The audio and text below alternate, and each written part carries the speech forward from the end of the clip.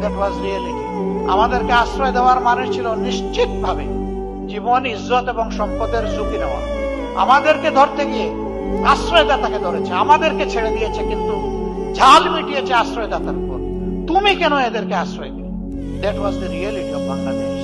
এই সময় আমাদেরকে যারা আশ্রয় দিয়েছেন, আমাদের দিকে হাত বাড়িয়ে দিয়েছেন, সান্ত্বনা দিয়েছেন, সাহস জুগিয়েছেন, দোয়া করেছেন, আল্লাহ সাক্ষী, আপনাদের ঋণ পরিশোধ করার কোন শক্তি আমাদের নাই। আমরা চিরজীবনের জন্য আপনাদের কাছে কৃতজ্ঞ। মহান রবের কাছে, প্রভুর কাছে দোয়া করি,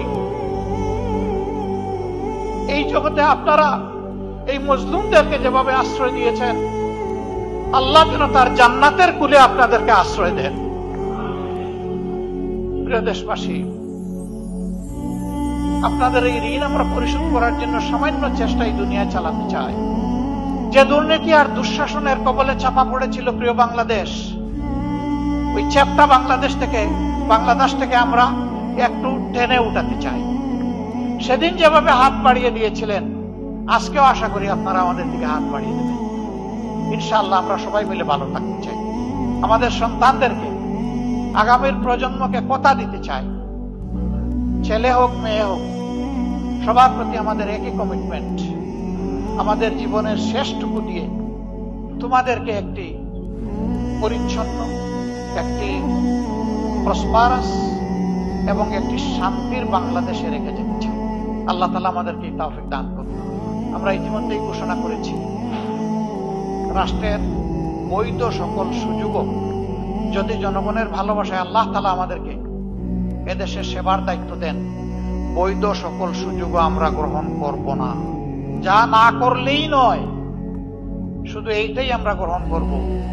আমরা চেষ্টা করব ওগুলা গ্রহণ না করেও পারি। আমরা রাজনীতিকে পেশা হিসেবে গ্রহণ করি নাই, এই রাজনীতিকে আমরা কর্তব্য হিসেবে গ্রহণ করেছি। নেশা শব্দটা শুনতে খারাপ লাগে।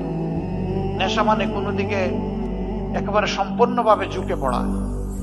ওই অর্থে যদি বলেন, তাহলে রাজনীতি আমাদের পেশা নয়, রাজনীতি আমাদের ঝুঁকে পড়া। এবং আমরা